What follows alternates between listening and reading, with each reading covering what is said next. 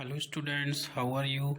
Welcome to online English classes of New St. Stephen Public School, Unit 3, Awalkheda, Agra by Dinesh Kumar Srivastav. Students, today in this video I will explain you the third chapter from the book Snapshot. The name of the chapter is Ranga's Marriage, and who is the writer? You know very well, Masti Venkatesh Iyengar. And this is the second video of this chapter.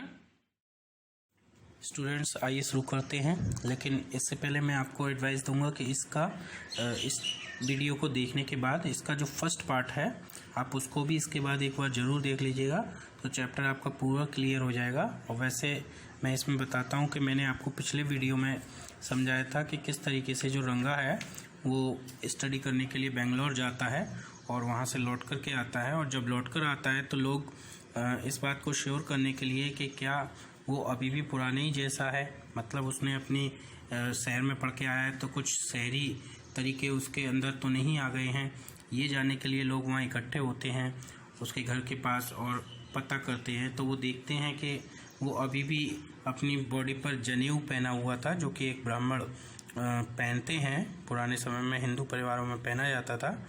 और सब कुछ देखते हैं तो वो पता चलता है कि वो जो है अभी भी बिल्कुल पुराने जैसा ही है, उसने अपनी कास्ट को अभी तक नहीं खोया था। तो यहाँ तक मैंने समझाया था, तो देखिए यहाँ से समझाता हूँ मैं।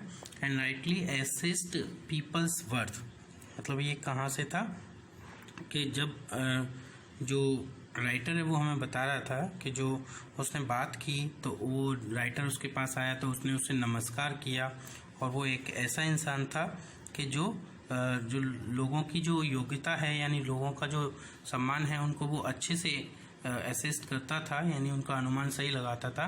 एज फॉर इज नमस्कार टू मी, और जैसा कि उसने मेरे को नमस्कार किया, ही did not do it like any present day boy, तो उसने मुझे जो नमस्कार किया वो आज के जो प्रेजेंट डे बॉय होते हैं, यानी आज के जो लड़के होते हैं उनकी तरह से उसने मुझे नमस्कार नहीं किया। जैसे आज कैसे करते हैं, टीचर अगर सामने है तो बस हाथ भी नहीं जोड़ते हैं, सिर्फ सर नमस्ते बोला और निकल लिए। तो लेकिन उसने कैसे किया, with his head up towards the sun, यानी आज के लड़के कैसे करते हैं, अपना हेड, अपना जो सिर है उसको ऊपर सन की तरफ, तो अपना जो सिर है उसको बिल्कुल ऊपर की ओर किए हुए सन की तरफ, यानी बिल्कुल सिर ऊपर करके, ये भी नहीं कि सिर झुकाते हों। Standing stiff like a pole without joints, और बिना जॉइंट वाले, यानी जिसमें कोई जॉइंट ही ना हो, ऐसे एक पोल की तरह से बिल्कुल सीधे खड़े हुए, है ना, वो नमस्कार करते हैं आजकल के बच्चे। Jerking is body as if it was either a wand or a walking stick, और अपनी बॉडी को इस तरह से सीधा खड़ा कर लेते हैं कि मानो वो एक वैंड हो या फिर एक कोई वॉकिंग स्टिक हो, इस तरह से कर लेते हैं। लेकिन उसने ऐसा नहीं किया, वो शहर से ज़रूर पढ़ के आया था पर उसने अपने संस्कारों को अभी तक नहीं त्यागा था। Not ready merely fold his hands, उसने न केवल अपने हाथों को फोल्ड किया, मात्र हाथों को फोल्ड ही नहीं किया उसने, यानी कि हाथों को जोड़ा ही नहीं। He bent low to touch my feet, यानी वो मेरे पैरों को छूने के लिए नीचे झुका भी, यानी झुक करके हाथ जोड़ करके उसने मुझे नमस्कार किया। May you get married soon, I said blessing him, और मैंने उसको आशीर्वाद देते हुए कहा कि तुम्हारी शादी जल्दी और शीघ्र ही तुम्हारा विवाह हो। After exchanging a few pleasantry I left, और कुछ समय पश्चात मैं कुछ अच्छी हंसी खुशी की बातें करने के बाद मैं वहाँ से चला गया। That afternoon when I was resting, उस दोपहर को जब मैं आराम कर रहा था, Ranga came to my house with a couple of oranges in his hand, Ranga मेरे घर पर आया अपने हाथ में 2 ऑरेंज लेकर के। अ जनरस कंसीडरेट फेलो, एक बहुत ही उदार और विचारशील व्यक्ति था। It would be a fine thing to have him marry, settle down and be of service to society, I thought, मैंने सोचा कि it would be a fine thing to have him marry, यानी किसी के लिए भी एक अच्छी बात होगी कि उससे विवाह करें कोई भी लड़की, सेटल डाउन और उसके साथ सेटल हो जाए, and be of service to society, और एक तरह से समाज की सेवा करें। For a while we talked about this and that, कुछ पल के लिए हमने इधर उधर की बातें की। Then I came to the point, फिर मैं एक पॉइंट पर आया, अपनी जो मेरा पॉइंट था मैं उस पर आया। Rangappa, when do you plan to get married? Rangappa was the real name of Ranga. उसने कहा, रंगप्पा तुमने विवाह करने की योजना कब बनाई है? उसने पूछा कि आपका विचार कब है, कब शादी करोगे? तो उसने उत्तर दिया, I am not going to get married now, he said, मैं अभी शादी नहीं करने वाला हूँ। Why not? उसने पूछा, क्यों नहीं? उसने कहा, I need to find the right girl, अभी मुझे सही लड़की का चुनाव करना है, यानी मुझे अभी सही लड़की नहीं मिली है। I know an officer who got married only 6 months ago, मुझे एक ऑफिसर के बारे में पता है जो अभी 6 महीने पहले ही उसने विवाह किया था। He is about 30 and his wife is 25, वह लगभग 30 साल का है और उसकी पत्नी लगभग 25 साल की है। आई एम टोल्ड, मुझे ऐसा बताया गया। They will be able to talk lovingly to each other, और ऐसा लगता था कि वो दोनों एक दूसरे से प्रेम पूर्वक यानी प्यार से बातें करेंगे। Let's say I married a very young girl, let's say मान लो कि मैं एक यंग गर्ल से शादी करता हूँ, मैंने एक यंग गर्ल से विवाह किया। She may take my words spoken in love as words spoken in anger, उसने अगर मेरे जो प्रेम से बोले हुए शब्द हैं उनको क्रोध से बोला हुआ शब्द जान लिया तो। Recently a troupe in Bangalore staged the play Shakuntala, अभी हाल ही में बेंगलोर में एक ट्रूप ने, ट्रूप का मतलब ग्रुप होता है, जो नाटक कंपनी के जो नाटक करने वाले लोग होते हैं उनका ग्रुप, तो एक ट्रूप ने बेंगलोर में एक स्टेज प्ले किया था शकुंतला। शकुंतला की स्टोरी आपने सुनी ही होगी। There is no question of Dushyant falling in love with Shakuntala if she were young like the present brides, तो वो कहता है कि there is no question of Dushyant, यानी दुष्यंत शकुंतला को देखकर उसको प्रेम करने लगा, तो इस बात में कोई भी क्वेश्चन नहीं है। इफ शी वर यंग, अगर वह युवा थी, लाइक द प्रेजेंट ब्राइड्स, यानी आज के समय की जो ब्राइड्स होती हैं, दुल्हनें होती हैं, उनकी तरह से। इस देयर, क्या इसमें कोई प्रश्न था? What would have happened to Kalidas play, Kalidas के प्ले का क्या होता अगर ऐसा नहीं होता? इफ वन गेट्स मैरिड, अगर कोई व्यक्ति विवाह करता है, it should be to a girl who is mature, तो उसे एक ऐसी लड़की से विवाह करना चाहिए जो कि मैच्योर हो। Otherwise one should remain a bachelor, अन्यथा एक व्यक्ति को बैचलर ही रहना चाहिए। That's why I am not marrying now, और इसीलिए मैं अभी शादी नहीं कर रहा हूँ। Is there any other reason, तो नरेटर ने उससे पूछा, क्या कोई और भी कारण है? तो उसने बोला कि a man should marry a girl he admires, उन्होंने कहा कि एक आदमी को उस लड़की से शादी करनी चाहिए जिसकी वो प्रशंसा करता है। What we have now are arrange marriages, आजकल हमारे जो समाज में क्या होती हैं, अरेंज्ड मैरिजेस होती हैं, यानी अरेंज मैरिज होती हैं, जिसमें क्या होता है कि जो पहले से ही जो पेरेंट्स होते हैं वो लड़के लड़की को अरेंज कर देते हैं और वो उनकी शादी करते हैं। तो इसमें ऐसा भी हो सकता है कि वो दोनों का किसी तरह से मेल ना हो। How can one admire a girl with milk stains on one side of her face and wetness on the other, वो कहता है कि किस तरीके से कोई व्यक्ति एक ऐसी लड़की की प्रशंसा कर सकता है जिसके गाल के या फेस के एक साइड पर मिल्क के स्टेन्स माने दाग बने हों, धब्बे बने हों, and wetness on the others, और दूसरी साइड में वेटनेस हो यानी गीलापन हो। मतलब कहने का है, उसने कहा कि ऐसी लड़की कि मान लो जैसे पेरेंट्स अरेंज मैरिज कर देते हैं, लड़की देख लेते हैं, ये भी नहीं देखते कि उम्र में अंतर है या क्या है। मान लीजिए एक मैच्योर व्यक्ति है, उसका विवाह कैसे हो गया कि एक लड़की जो अभी दूध पीती है, तो उसके मतलब वो अभी दूध पीती है, और दूध भी कैसे पीती है कि साइड में दूध का दाग बना रह जाता है, दूध चिपका रह जाता है, और दूसरी तरफ वेटनेस का मतलब लार टपकती है। तो ऐसी लड़की से कैसे उसकी कोई प्रशंसा कैसे कर सकता है? और so young that she does not even know how to bite her fingers, और वो इतनी छोटी है कि वो ये भी नहीं जान पाती, उसे ये भी नहीं पता होता कि वो कैसे अपनी फिंगर्स को काटती है, यानी वो अपनी फिंगर्स को ही काट लेती है, कुछ खाते हुए अपनी फिंगर को काट लेती है। तो ऐसी लड़की को कोई कैसे प्रशंसा कर सकता है? One a Neem fruit the other a bitter ground, यानी एक तो नीम फ्रूट, एक तो कड़वा, ऊपर से बिटर गार्ड, ऊपर से करेला, कहने का मतलब है एक तो कड़वा ऊपर से नीम चढ़ा, ऐसे कुछ जो कहावत है वो बोलते हैं। एग्जैक्टली, रंगा सेड लाफिंग, रंगा ने हंसते हुए कहा कि वास्तव में सही कह रहे हो। I was distressed that the boy who I thought would make a good husband, मैं काफ़ी परेशान था, डिस्ट्रेस था कि जो लड़का जिसको मैंने सोचा था कि एक गुड हस्बैंड बनेगा, एक अच्छा पति प्रूव होगा, had decided to remain a bachelor, उसने तो हमेशा बैचलर रहने का निश्चय कर लिया है, कुंवारे रहने का निश्चय कर लिया है। After chatting for a little longer, थोड़ी देर और बात करने के बाद रंगा लेफ्ट, रंगा वहाँ से चला गया। I made up my mind right then, और मैंने तभी ये दृढ़ निश्चय कर लिया that I would get a married, कि मैं उसका विवाह करा के ही रहूँगा। Ramarao niece a pretty girl of 11, Ramarao की भांजी या भतीजी एक प्रेटी गर्ल थी, 11 ईयर की, 11 साल की एक सुंदर लड़की थी।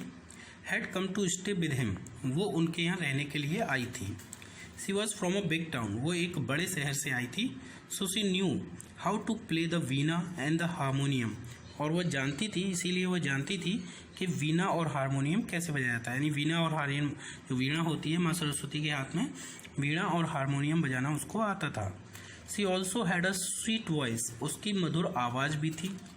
Both her parents had died, उसके दोनों माता और पिता दोनों ही मर चुके थे। And her uncle had brought her home, और उसके जो अंकल थे, चाचा थे, वो उसे अपने घर ले आए थे। रंगा was just the boy for her, रंगा उसके लिए एक राइट बॉय था, उसने अपने मन में ऐसा सोचा। And see the most suitable bride for him, और जो रत्ना है वो उसके लिए मोस्ट सूटेबल, यहाँ पे नाम नहीं दिया है अभी, लेकिन उस लड़की का नाम है रत्ना। तो जो रत्ना है, जो लड़की है रामाराव की नीश, वो उसके लिए सबसे सूटेबल ब्राइड होगी, ऐसा मन में विचार किया राइटर ने। Since I was a frequent visitor to Ramarao place, the girl was quite free with me, क्योंकि मैं एक फ्रीक्वेंट विजिटर था रामाराव के प्लेस का, यानी रामाराव के घर अक्सर आया जाया करता था, तो जो लड़की थी वो मुझसे काफ़ी फ्री हो गई थी, यानी काफ़ी फ्रैंक होकर के मुझसे बातें करती थी। I completely forgot to mention her name, और यहाँ पर अब लेखक कहता है कि मैं पूरी तरह से उस लड़की का नाम बताना तो आपको भूल ही गया। रत्ना इट वॉज, उसका नाम रत्ना था। The very next morning I went to their house, मैं अगली ही सुबह उनके घर पर गया। एंड टोल्ड रामाराव वाइफ, और मैंने रामाराव की पत्नी से कहा, क्या कहा, उसने कहा I will send some butter milk for you, यानी मैं तुम्हारे लिए कुछ बटर मिल्क भेजूंगा। बटर मिल्क का मतलब जो छाछ होता है या मट्ठा होता है। उसने कहा कि ask Ratna to fetch it, Ratna से बोलो कि वो मेरे घर से इसे ले आए। रत्ना केम, तो रत्ना आई, रत्ना उसके घर पर आई। इट वॉज अ फ्राइडे, एक शुक्रवार का दिन था। So she was wearing A grand sari, इसलिए वह एक बहुत ही शानदार साड़ी पहने हुई थी। I told her to sit in my room and requested her to sing a song, मैंने उससे अपने कमरे में बैठने को कहा और उससे रिक्वेस्ट की कि वो एक सुंदर सा गीत उसे सुनाए। आई सेंट फॉर रंगा, और मैंने दूसरी तरफ रंगा को भी बुलावा भेज दिया था। While she was singing the song, और जब वो गीत गा रही थी, कौन सा, कृष्ण मूर्ति, यानी भगवान कृष्ण का वो गीत गा रही थी, in front of my eyes, ठीक मेरी आंखों के सामने। रंगा रीच द डोर, तो रंगा दरवाजे तक आ गया था, यानी वो भी दरवाजे पर उसके घर आया था। He stopped at the threshold, और वो उसने जब लड़की की आवाज़ को गाते हुए सुना तो वो वहीं थ्रेशोल्ड पर, थ्रेशोल्ड माने क्या होता है, दहलीज, जो दरवाज़ा जहाँ होता है जहाँ से हम अंदर प्रवेश करते हैं तो उसको दहलीज कहते हैं, तो वो दहलीज पर ही रुक गया। He did not want the singing to stop, वह नहीं चाहता था शायद कि वो जो सिंगिंग है, जो लड़की जो गाना गा रही है, वो किसी तरह से रुक जाए। But was curious to see the singer, और ऐसा लग रहा था कि मानो वो उस सिंगर को देखने के लिए काफ़ी उत्सुक हो। केयरफुली ही पीप्ड इन, बड़ी केयरफुली माने सावधानी से, जिससे कि शोर ना हो, आवाज़ ना हो। ही पीप्ड इन, उसने अंदर झांका। The light coming into the room was blocked, और जो लाइट जो अंदर आ रही थी कमरे में खुले दरवाजे से, वो एकदम से ब्लॉक हो गई। और जब वो ब्लॉक हो गई तो रत्ना को एहसास हुआ कि कोई वहाँ पर आया है, तो रत्ना लुक्ड अप, रत्ना ने ऊपर की ओर देखा, and seeing a stranger there, और एक अजनबी व्यक्ति को वहाँ पर देखकर एब्रप्टली स्टॉप्ड, वो एकदम से अचानक ही शांत हो गई। Suppose you by the best quality mango. अब देखिए यहाँ पर राइटर एक एग्जांपल दे रहा है, समझें इसको। मान लो कि आपने एक बेस्ट क्वालिटी का मैंगो ख़रीदा, एक बहुत अच्छी क्वालिटी का मैंगो खरीदते हो। यू ईट इट स्लोली, और आप क्या करते हो, उसको धीरे धीरे खाते हो। शेवरिंग इट्स पील, उसके छिलकों को छीलते हो। Before biting into the juicy flash, इसके जो जूसी फ्लैश है यानी जो जूस से भरा हुआ जो उसका फ्लैश है यानी उसका जो गूदा है, उसको काटने से पहले you do not want to waste any part of it, और आप इस फल का, मैंगो का कोई भी पार्ट, कोई भी हिस्सा वेस्ट नहीं होने देना चाहते हो। Before you take another bite, इससे पहले कि तुम दूसरा बाइट लेते हो, क्या होता है, the fruit slips out of your hand and falls to the ground. जो फ्रूट है, फल है, वो आपके हाथों से गिर जाता है, स्लिप हो जाता है और ज़मीन पर गिर जाता है। हाउ डू यू फील, तो आप कैसा फील करोगे। Ranga's face showed the same disappointment, रंगा के चेहरे पर बिल्कुल वैसी ही डिसअपॉइंटमेंट यानी बिल्कुल वैसी ही निराशा थी। व्हेन द सिंगिंग स्टॉप, जब सिंगिंग स्टॉप हो गई, जब गीत गाना उसका, रत्ना का बंद हो गया, तो उसके चेहरे पर बिल्कुल वैसी ही निराशा थी। यू सेंट फॉर मी, उसने तुरंत ही पूछा राइटर से कि तुमने मुझे बुलाया था। ही आस्क्ड एज ही केम इन, जैसे ही वो अंदर आया उसने पूछा। And sat on a chair, वहीं रखी हुई एक चेयर पर बैठ गया। Ratna stood at a distance, Ratna कुछ दूरी पर ही वहीं खड़ी हुई थी। हर हेड लोवर्ड, और उसने अपना सिर नीचे झुका रखा था। रंगा रिपीटेडली ग्लैंस्ड एट हर, और रंगा बार बार उसकी ओर देख रहा था। वंस अवर आइज मेट, एक बार हमारी आंखें मिली, यानी कि मेरी, राइटर कह रहा है कि मेरी और रंगा की। And he looked very embarrassed, और तब मैंने देखा कि वो काफ़ी एम्बेरेस्ड लग रहा था, परेशान लग रहा था। No one spoke for a long while, और एक लंबे समय तक कोई भी कुछ भी नहीं बोला, सब आपस में चुप ही रहे। It was my coming in that stop the singing, let me leave. तभी रंगा बोला अचानक कि शायद मेरे आने की वजह से जो गाना था वो रुक गया। लेट मी लीव, मुझे जाने दो, मैं चला ही जाता हूँ, जिससे कि जो गाना चल रहा था वो फिर से चल सके। वर्ड्स मेयर वर्ड्स, शब्द केवल शब्द होते हैं। The fellow said he would leave, fellow ने कहा, यानी वो रंगा ने उससे कहा कि वह चला जाएगा, but did not make a move, लेकिन उसने वहाँ से जो अपनी जगह पे बैठा था वहाँ से इतना सा हिला भी नहीं, सिर्फ कहता रहा। जैसे कभी कभी आपके यहाँ गेस्ट आते हैं और वो कहते हैं कि बस हमें तो बस हम चलते हैं, पर चलते हैं कहते हुए क्या होता है कि वो घंटों बिता देते हैं। जब तक आप उनको चाय नाश्ता सब कुछ नहीं करा देते तो वो बैठे ही रहते हैं, और वो कहते हर समय रहते हैं कि बस काफ़ी टाइम हो रहा है, हम चल रहे हैं। तो ऐसे ही वो कहता रहा, लेकिन वो हिला नहीं। How can one expect words to match actions in these days of Kaliyug. Writer कहता है कि कलयुग के इन दिनों में कैसे ये हो सकता है कि किसी व्यक्ति की जो कही हुई बात है वो उसकी करनी भी हो जाए। यानी आज का कलयुग का वो युग है। कलयुग में क्या होता है, आदमी कहता कुछ है और करता कुछ है। तो यहाँ पर यही होता है कि वो रंगा भी यही कर रहा था कि वो कह रहा था कि मुझे जाने दो, मैं चला ही जाता हूँ, जिससे कि गीत आगे हो पाए पूरा। लेकिन वो वहाँ से एक पल को भी हिल नहीं रहा था, बट कह जा रहा था।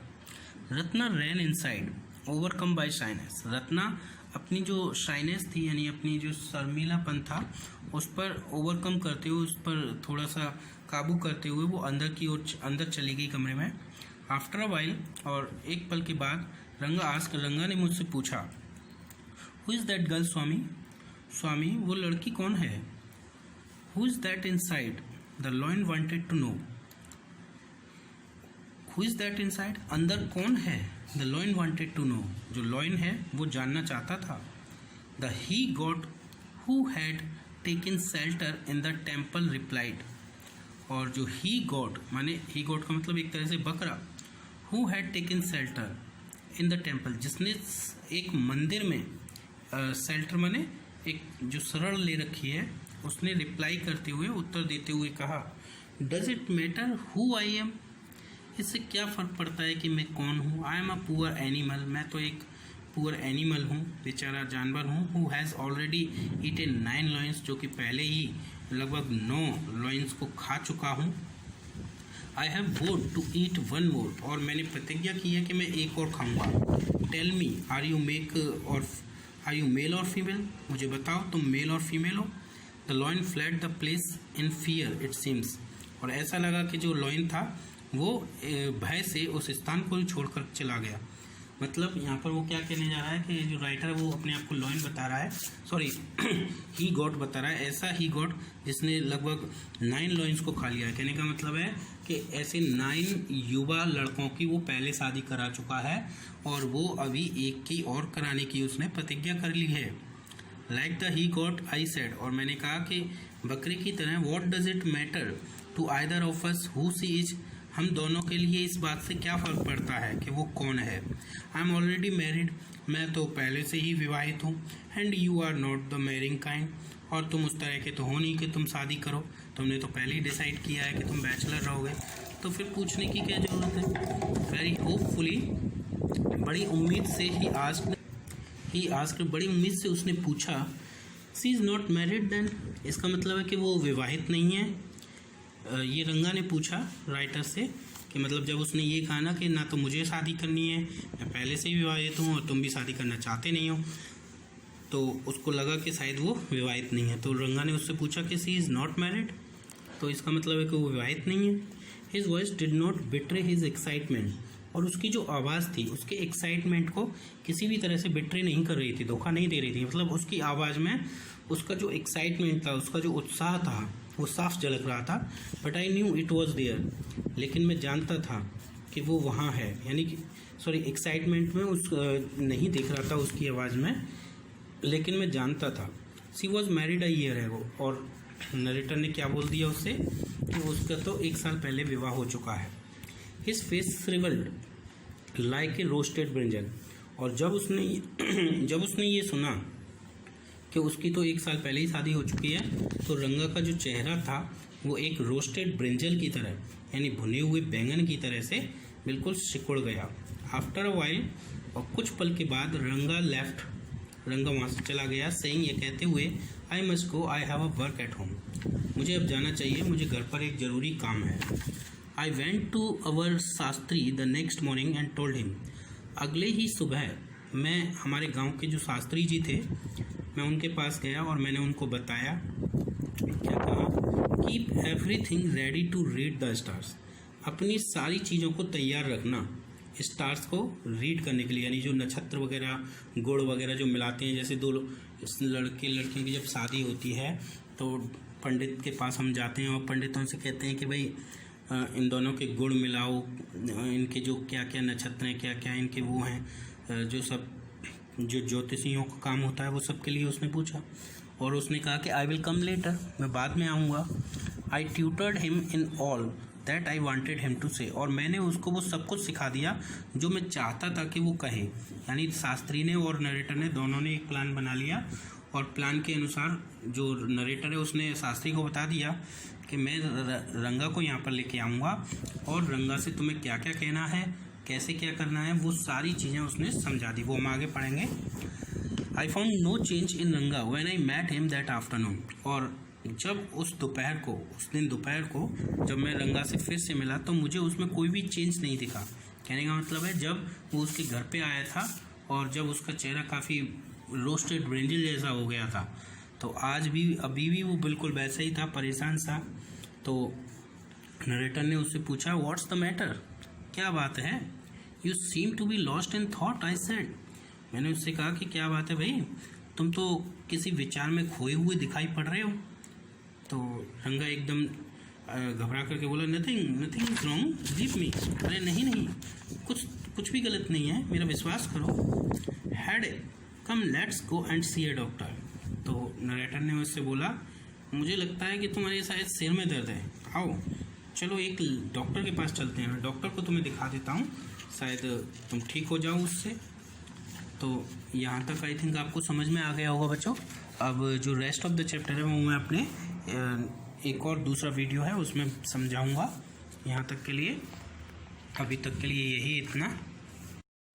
स्टूडेंट्स आइए शुरू करते हैं, लेकिन इससे पहले मैं आपको एडवाइस दूंगा कि इस वीडियो को देखने के बाद इसका जो फर्स्ट पार्ट है आप उसको भी इसके बाद एक बार ज़रूर देख लीजिएगा, तो चैप्टर आपका पूरा क्लियर हो जाएगा। और वैसे मैं इसमें बताता हूं कि मैंने आपको पिछले वीडियो में समझाया था कि किस तरीके से जो रंगा है वो स्टडी करने के लिए बेंगलोर जाता है और वहां से लौट कर के आता है। और जब लौट कर आता है तो लोग इस बात को श्योर करने के लिए कि क्या वो अभी भी पुराने ही जैसा है, मतलब उसने अपनी शहर में पढ़ के आया है तो कुछ शहरी तरीके उसके अंदर तो नहीं आ गए हैं, ये जानने के लिए लोग वहाँ इकट्ठे होते हैं उसके घर के पास और पता करते हैं। तो वो देखते हैं कि वो अभी भी अपनी बॉडी पर जनेऊ पहना हुआ था, जो कि एक ब्राह्मण पहनते हैं, पुराने समय में हिंदू परिवारों में पहना जाता था।